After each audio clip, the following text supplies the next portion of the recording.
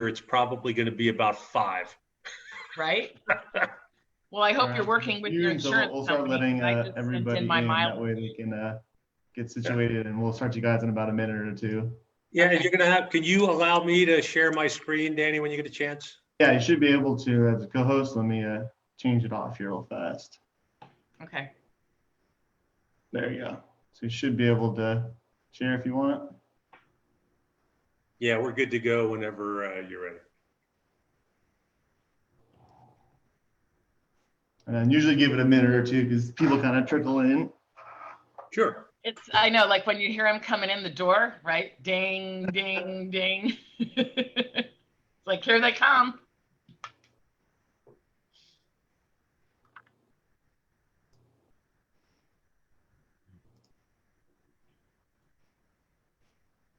No, I'm gonna wear the other glasses.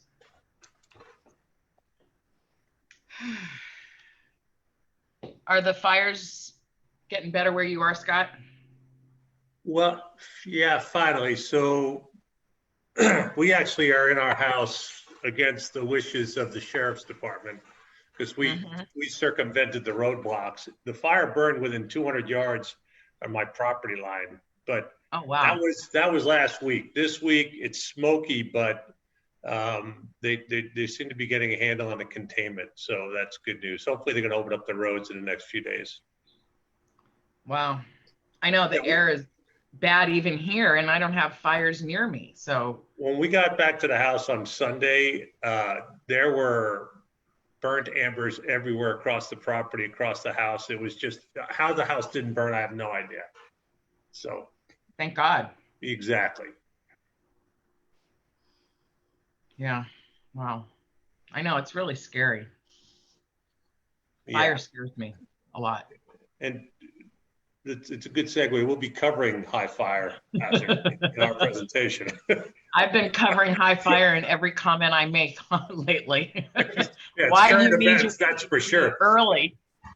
But you know, when you turn on the TV and you're anywhere like east of Arizona, it looks like literally the entire state is on fire. That's the news coverage. I know it does.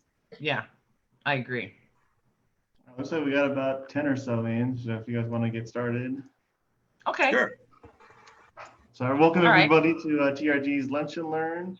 I have the honor of Mindy Regan from MyNHD and one of her presenters, Scott, that also works from MyNHD. So I'll turn it over to Mindy. It's all yours. Okay. Thank you so much, Danny. You know, I love being part of TRG. It's been a really long time. I've been the preferred vendor, and now I get to do it via Zoom instead of live. So I miss you guys, but here we go. I have a fabulous presentation for you today that's a little unique and different than usual. I have my coworker with me, Scott, and Scott used to be the owner of First American, and he's extremely knowledgeable, knows so much about the NHD industry, and so he's pulled maps for the South Bay to go over things specifically about what's going on in the natural hazard disclosure industry.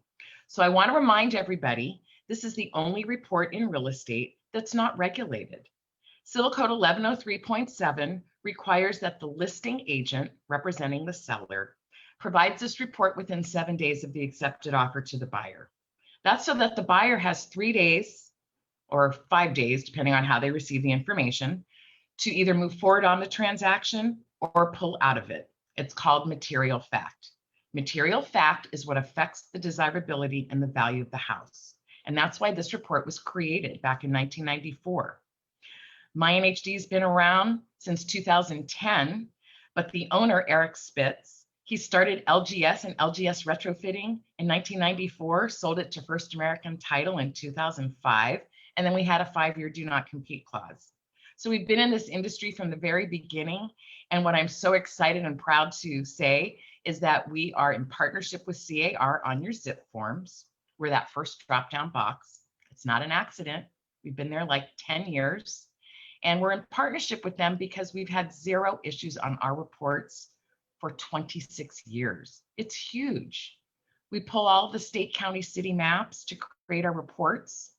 And we provide you with $10 million of E&O insurance that protects everybody in the transaction. And isn't that amazing that in 26 years, no issues on our reports? They're that accurate. So I'm going to turn it over to Scott. We're going to show you what the MyNHD report looks like and lots of maps that are related to these hazardous zones. So thank you, Scott, for being with me today. And if you have questions, we're happy to have you participate. Raise your hand and we can make it interactive as well. So let's get started with your PowerPoint, Scott.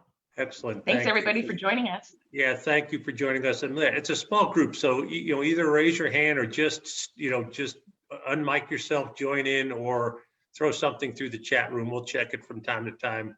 But I'm going to start sharing my screen, and we'll get started.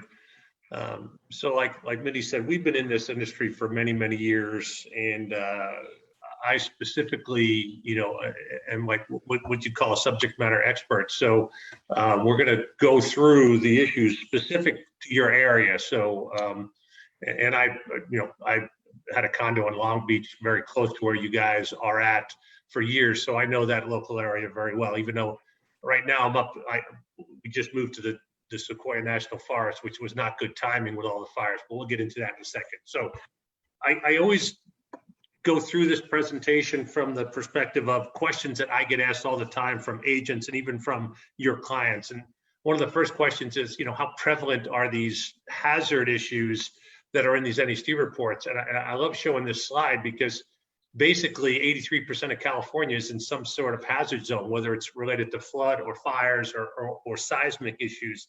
So this, it's what I call the price we pay for living in paradise.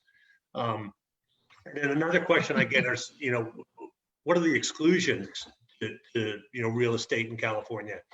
And first thing is, it's a sale-only industry. So we're only dealing with sale transactions. And from a sale perspective, there are no exclusions. So even undeveloped land, vacant land, trust sales, bank-owned properties all need these disclosures for escrow to close.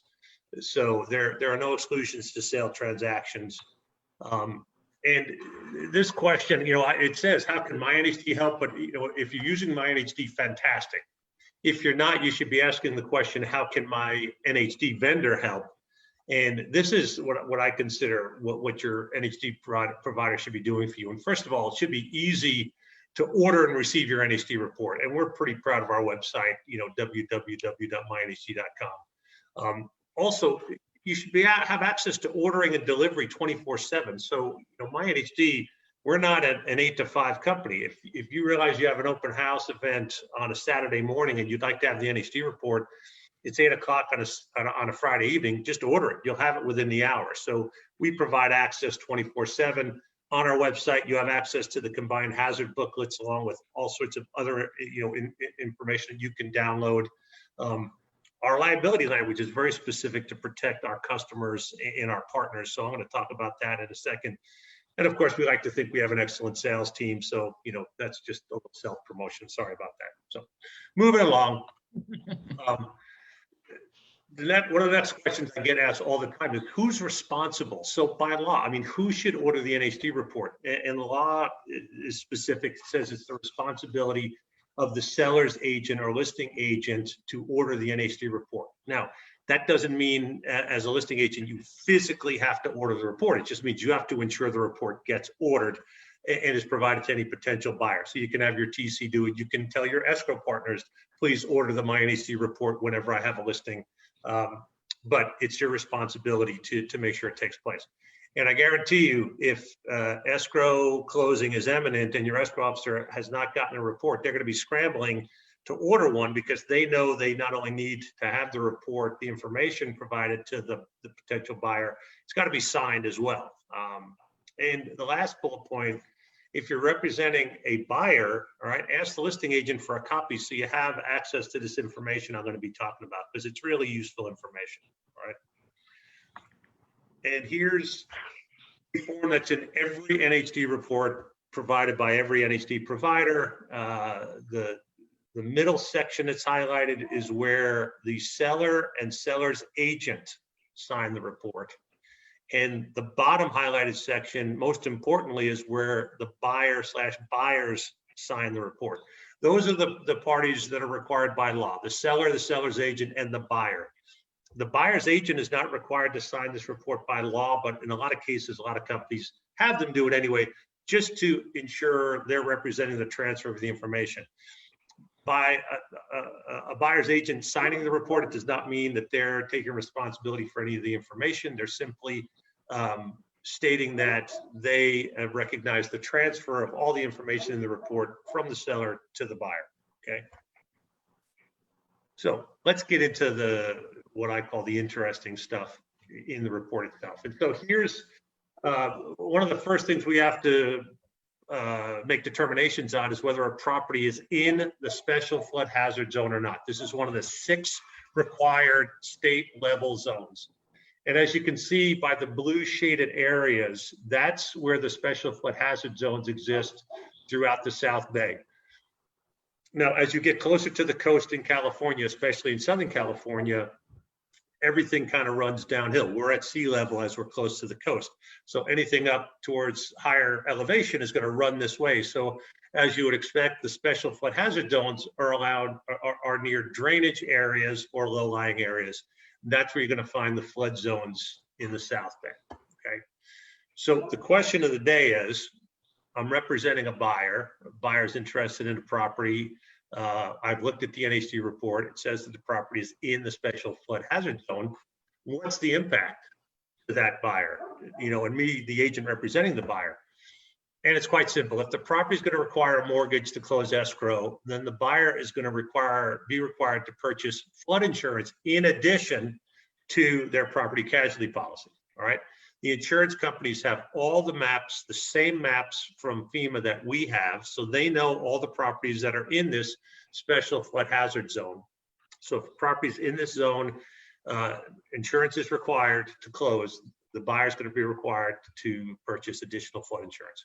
Premiums anywhere from $300 to $1,000, depending on where the property is located, the size of the parcel, et cetera. Okay.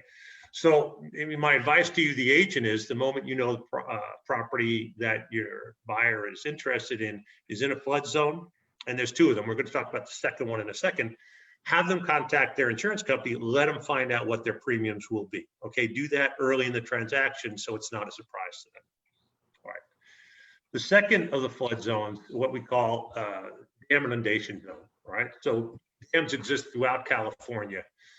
And they're not always obvious. When you think of a dam, you know, the first thing you think of is like the Hoover Dam, where you see this huge concrete structure, you know, there's a lot of water behind it. A lot of times the dams in California are just berms of dirt, you know, pushed up to hold potable water for like irrigation. And so we have to map, if the dam were, all these dams are completely full and the dams were to disappear, we map where that water will run. And again, we're downhill here towards the coast. So all the water is going to run towards the coast. You can see the shaded areas, you know, all the areas that are considered in the dam inundation zone. All right.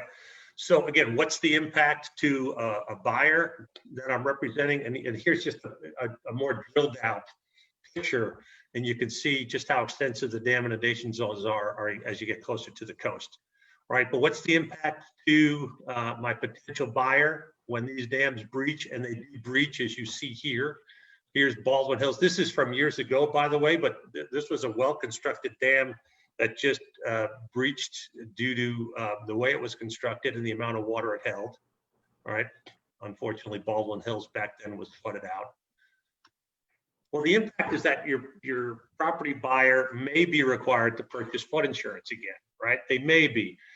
In this dam inundation zone, the insurance companies are not as consistent as they are with the special flood hazard zone, where it's mandatory.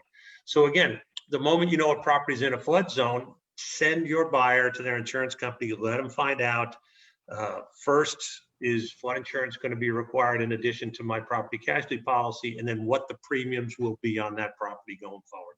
All right, it's an important budgeting issue for any potential buyer. Okay, questions? All right, we'll keep moving along. So now let's get into the current events of the day. All right, obviously there's a significant portion of California that's on fire.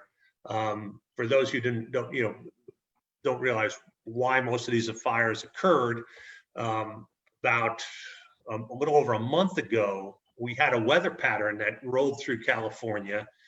It was caused by a hurricane off the coast of Mexico, and it brought a lot of warm, moist air. It was a very hot period, which created a lot of thunderstorm activity. And a lot of these fires were created by lightning strikes. There were thousands of lightning strikes throughout California. All right, so we have a lot of California burning. Here's where the very high fire zones exist in the South Bay area. And this zone is mapped based on the percentage of naturally occurring combustible materials per square mile in association with the area's climate. Well, California is typically hot and dry, right? So you know the climate is going to be, conducive to, potential for fires. So you're looking in areas where there's a lot of brush, a lot of undeveloped land, a lot of potentially trees and sagebrush, which is, towards the peninsula. And that's where the very high fire zones exist, all right? So the question is, all right, what's the impact? Okay, what's to all these properties? And by the way, these zones are going to change. All these fires in California will definitely affect the mapping going forward.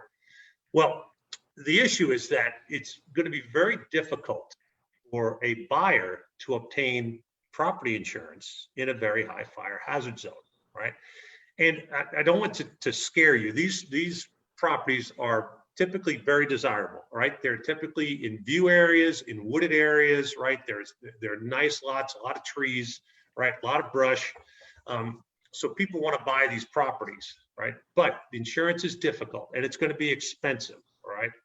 So immediately when you know you're working with a buyer, all right? If you're towards, the peninsula, all right, and you're not sure if the property is in the high fire hazard zone there or not, right?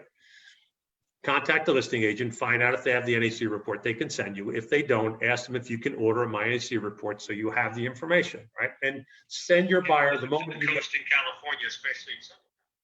What's that? Okay. Again, send your buyer to their insurance company. I will tell you, it's, insurance companies are not issuing policies in these high fire hazard zones that easily, because they're still dealing with billions of dollars of claims from the fires over the last 2 to 5 years, right? But here's some good news, is that there is an insurance carrier called the California Fair Plan, FAIR plan, right? They're underwritten by the state of California. There's the website, www.cfpnet.com. And you can send your clients to the California Fair Plan to get fire insurance, to get insurance in these high fire hazard zones. I want to give you a real life experience.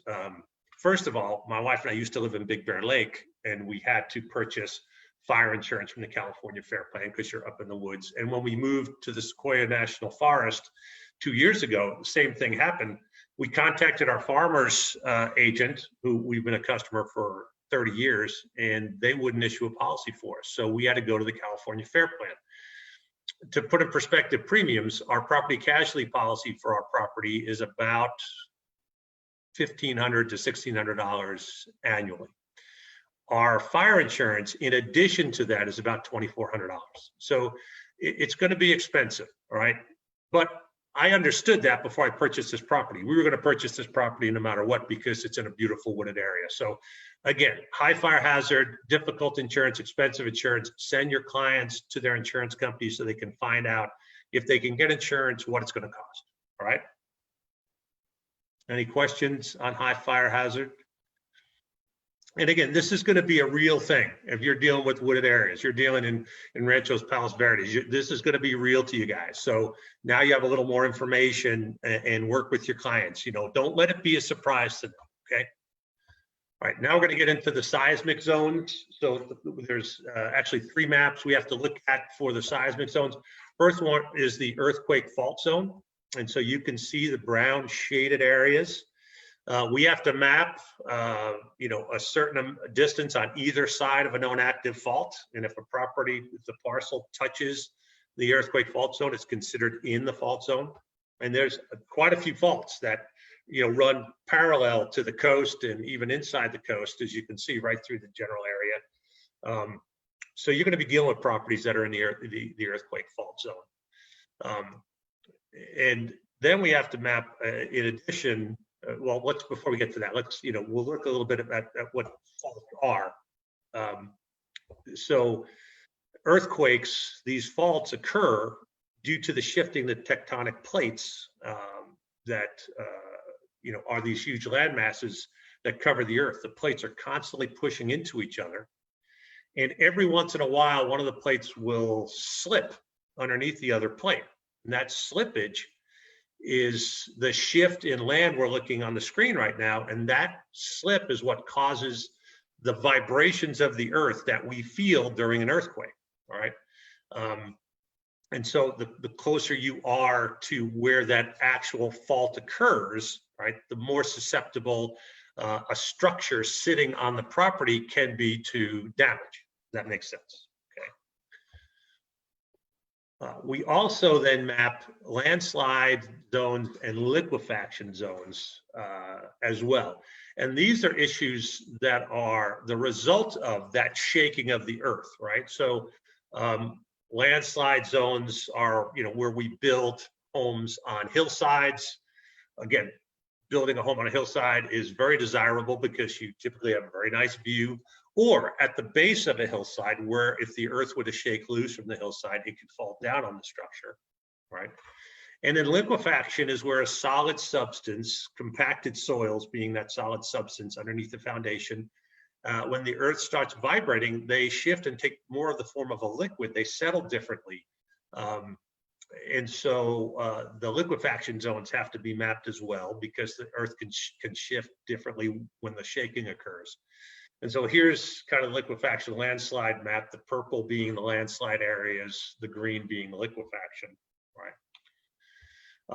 And there's been some issues over the years, like Disposal Garden years ago in Torrance. It was a subdivision that was plagued with collapsing hillsides and issues with foundations just because it wasn't constructed properly. It was in liquefaction, right? And the good news is issues like this have caused the construction codes to change over the years to ensure this type of issues don't happen or are minimized going forward, right? So the impact to these seismic zones, the good news is if for a resale transaction, an existing structure, there's no impact. Every home that exists is considered grandfathered by the state of California. The impact is going to be to a buyer that wants to buy vacant land and build, or a flipper that wants to do a tear down and rebuild. The impact is the construction codes are stricter in these zones for new construction. And so the costs are going to be higher. So if you're working with a buyer that has the intention of constructing on the land they're buying, let them contact the city offices in the city where the land resides so they can find out, specifically what the restrictions are. And in some cases, if you're in an active fault zone, you may not be able to build. So this is, for those buyers that are looking to construct on the property, this is an important issue, okay? So have them work with the city offices to determine what the restrictions are, all right? So those are the 6 mandated state disclosures, right? All the reputable NHD companies also have what we call local disclosures, or city and county level disclosures as well. All the cities, there's over 460 cities in California, have their own city plans with their own maps. The 58 counties throughout California have their own plans with their own maps. And so we have them in the MyNHD report. We have the maps and the determinations for the local data, what we call local disclosures. There's also federal law that is basically saying that, local communities are required to address local issues, and real estate agents are required to understand this, right? And so again, we address this need through our product. And these local issues can definitely affect construction costs and permits. They can cause permitting issues on a local level. And there's also, the state is literally not as up to date as some of the counties and cities are. For example, the county of Riverside, which is not too far from us here in LA County, is not yet mapped for liquefaction and landslide, but the county and the cities are. So if you just ordered a state level report, you wouldn't have that information available to you. So again, make sure you're working with a provider that has local data in the NHD report. ask them. If you're working with MyNHD, you don't have anything to worry about. We have it, it's comprehensive. If you're working with somebody else, just simply ask them to make sure you have peace of mind, because it provides more protection for you. More is always better in the disclosure arena, okay? And so what do we have locally? Well, the South Bay has its own fire map, okay? And as you can see here, on the state level map, the only area where it was really listed as very high was towards the peninsula. And as you can see here, there are a number of other areas on a local basis that are considered potential due to the potential even for chemical fires, right? Due to the industrialization in the area. So the local maps typically are more detailed than the state level maps, all right? On a local basis, there's also a very detailed tsunami evacuation map for the South Bay area. So it maps the area based on if a 6.0 earthquake were to occur within a certain mileage of the coast, what the typical tsunami would be and where the impact areas would be, all right? And so this is just an example of, you know, the real detailed local information that we include for you in our NHD reports, right? Okay, moving along. There's also additional disclosures in every NHD report, all right? These disclosures are the ones that are most likely to become state law over the next few years, okay? And so I have the maps for these. The first one I'm going to talk about is radon. So radon, last few years, has become a hot topic. Radon is an odorless, colorless gas that's emitted naturally from the earth due to the decomposition of radioactive materials like uranium. So as uranium starts to decompose under the earth's surface, one of the offshoots of that is this radon gas, which is toxic. You can't see it, you can't smell it, but it's toxic. If it vents naturally into the atmosphere, it's not harmful. But if we build a structure over where it's venting and it accumulates gas in that structure, then it can be harmful potentially to the inhabitants. And the state of California has this interactive map on their website. So your clients can go to the state of California, put in an address, and it'll tell you whether it is a low, medium, or high risk for potential radon in that area. And the next map shows you, but we're dealing with the state of California. And so the state of California, if you look at this map, has only tested a few hundred homes out of the thousands and thousands of homes in the South Bay area. And then they're making general assumptions based on these, you know, positive tests that they have. So if you have a client that's concerned about radon in a home because they've been to the state of California website, you can simply go to Home Depot or Lowe's and get a $20 radon test kit, put it in the home. It'll test if there's any radon in the home. And you can get the home a clean bill of health. A lot of cases, your inspection companies might do this for you as well. For a minimal charge. And so if a client is concerned about radon, there's a simple test you can do to determine if there's any risk. Okay, so that's radon. We also have to map airport influence and noise areas. So areas that are affected by airport noise, we will map whether a property is in close proximity or not to these areas. Up at the top is LAX, so obviously that's going to be one of the largest areas with regards to traffic around the area and noise from the planes taking off. Here's the industrial use area. This is, again, these are areas that have a high concentration of industrial use, which the impact is typically the noise and what's released into the atmosphere. You'll see this around refineries, for example. Formerly used defense sites, and a lot of this is up and down the coast. A lot of coastal areas were military bases years ago, or used potentially for, you know, targeted bombing in the 1930s and 40s. And so we have to, you know, as these military sites are rezoned and sold and rezoned for residential use, we have to map what their former use was to any potential buyer. Okay. And then right to farm, we have to tell any potential buyer if, you know, their neighbor has a right to farm on their property. And that's not just, you know, planting crops. I mean, right to farm could allow your neighbor to have chickens in a chicken coop, which could be a nuisance. So we will determine if these right to farm zones are close to a property that is, you know, being bought. Okay. So all that's the information that's included from a disclosure perspective. There's also two very specific tax disclosures that are required by law to be included in these NHD reports that need to be provided to a potential buyer. And the first one is whether a property is subject to Melrose taxes or not. All right. And so we have the current tax information, and we will tell you right up front in a separate page the property is or is not subject to Melrose bonds or not. Melrose bonds were created to defray the potential cost of infrastructure when land developers develop land for residential use. So they have to, build the roads, the sewers, potentially parks and schools, depending on how many homes they build, and they create a bond to defray that cost onto the new home buyers. Okay. And so if a property is in Melrose, we will also tell you what the assessed value of that bond is and what the expiration date is for the bond. Second disclosure is 1915 bonds. These are a little more static bonds. These were created so that farmers years ago could run basic utilities to their land, water, power, electric, gas, even land phone lines back then. And farmers got together with adjacent property owners, created a bond to defray the cost of running these utilities over a number of years. And again, as the land gets rezoned, sold, subdivided, the property buyer is responsible for their percentage of the ownership in the form of the 1915 bond.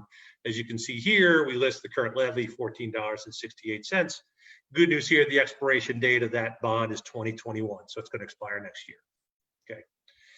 In addition, MyNHD provides a complete tax roll. At the time you order the report, we're giving you the current data from that time period. When you press button and order, we're giving you the tax roll, which is really good information for an open house event, right? Or for any potential new buyer, you're having an open house after price, next two questions, what are the taxes, where are the schools? So you can give them the previous period's tax roll, so they have a kind of a good estimation of what their tax obligations are going to be.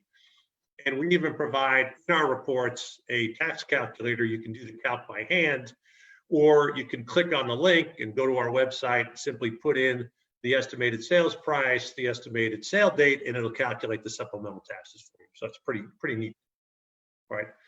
So that's all the tax information. Everything we've talked about so far is in our standard report, what we call a standard report. We sell it for $74.95, which is a great price. If you want what we call a premium report, or all the environmental disclosures, we have those obviously as well. They're in our premium product. So why would the environmental disclosures be important? Well, they provide information about a property's proximity to these, what we call known environmental sites. And we search a number of federal, state, and local databases to get this environmental information. It's all publicly available. So any one of your clients, by the way, could go to the EPA website and get a lot of this information. They can go to the state database on oil wells and get a lot of this information.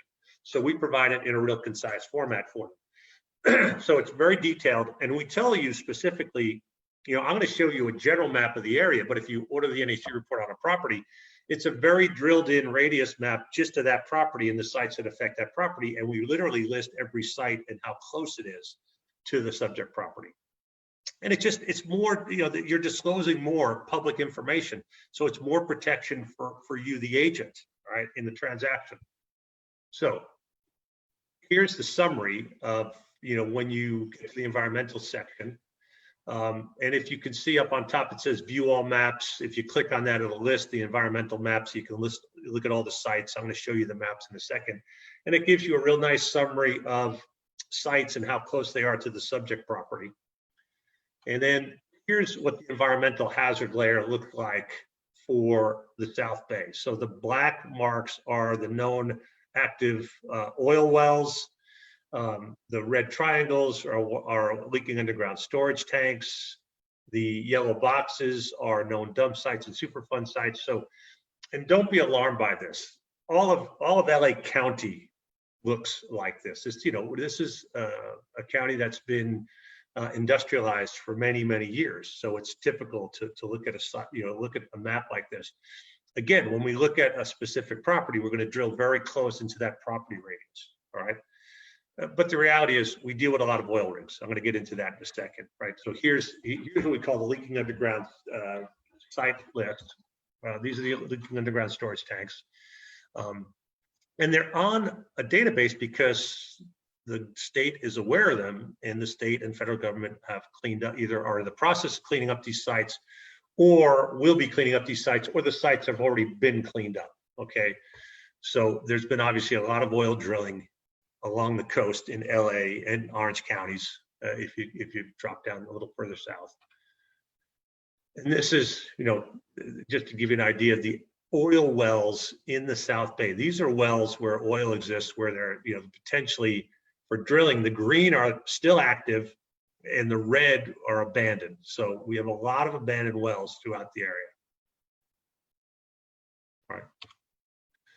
We also map the high pressure pipelines, right? And so these are not the low pressure natural gas pipelines that connect homes, right? These are high pressure, like propane pipelines, for example. And there's a lot of them along the coast because these pipelines are sometimes connected to the ports in the area. And we obviously have a lot of ports if you look down to the San Pedro area or even further down to Long Beach.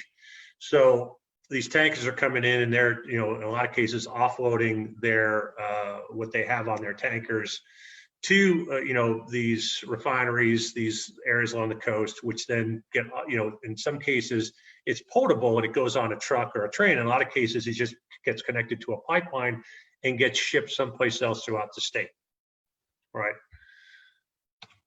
So that's the information in the environmental product. I put this slide up because one of the things your NHD provider should provide to you, and I talked about it in an earlier slide, is very simple liability language that's there for your protection. This slide basically shows you what we're about, and I'm going to read it. It says, MyNHD Inc. hereby agrees to indemnify the real estate brokers, agents, transaction coordinators, escrow company, and the seller ordering this report is covered by our professional liability insurance policy. It's a $10 million policy from farmers in California. So we have a $10 million policy from a local carrier. For damages to the extent they are caused by our negligent acts, errors, or omissions in the performance of our services and subject to the limitations of this report. So basically we're saying is if we make a mistake, we're covering you, all right? And as Mindy said before, we have not made a mistake yet. We haven't had a claim against us yet for all the information, and we've done hundreds of thousands of reports. So again, knock on wood, but we're extremely proud of how accurate we are, and we have a very solid GIS team. GIS, these are geological information systems. These are very expert map readers that look at our reports when we need. All right. So that's basically going through the issues in the South Bay area. We talked about our E&O, our report pricing standard $74.95, premium $94.95. Another important piece is we only get paid when escrow closes. We're a hot item. We get paid from the proceeds of the seller once, right? There's never a charge for canceled orders. Also, if you have an extended escrow that's longer than 60 or 90 days, order a free refresher report so you're dealing with current data, because these maps do change. We're updating them constantly, all right? And order a common listing. Again, there's no charge to you, the agent, so have the information available to you. We talked about the ease of use. We're 24/7, all right? We have a great website for your use. And so that's basically it. So I'm gonna stop sharing my screen, and then we're going to open it up to any questions that any of you might have about anything we covered. Thank you. That was great. I love seeing all the maps related to this specific area. Does anyone have any questions? I know you were really thorough, but any questions? And one thing I'll add too is, oh, I'm sorry, what was that, Danny? So there's got to be some questions out there. I mean, I know there's a lot of information, so somebody out there. I see Keith on there, Linda, Michelle, anybody? And we will also offer that if you ever get a client. It's interesting, Danny, to see all of those maps relate specifically to the area that people realize. You know? Crazy. I know there's right next to ours is the movement area, the soil area is right next to our office. I mean, that's a block away. I can't hear you. Can't hear me? The soil area. Right. Yeah, it's close to where you guys reside, right? Yep. Yeah. I mean, I could throw a rock to it from my office.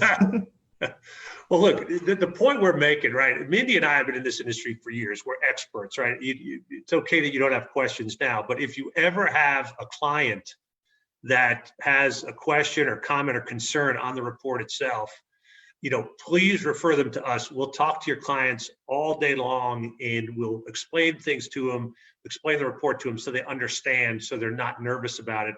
Also, if you ever have any questions on the report itself or want one of us to go through it with you, we'd be glad to. So don't hesitate to ask us. Mindy, you're muted. Anything you want to add?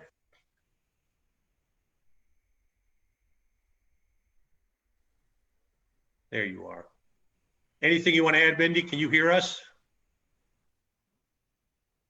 I don't think she can hear us. I'm not sure. I can. Yes. I don't have any questions. Did you hear me? Yep, we hear you. Okay. All right. Well, thanks for doing the lunch and learn. We appreciate it, and everybody's got Mindy's information, so we can make sure that we get it out to everybody. And any questions, feel free to call the office, and we can direct you to Mindy. All right. Thanks a lot, Scott. Thanks, Mindy. Thanks for having us, Danny. Appreciate it, everyone. Stay safe.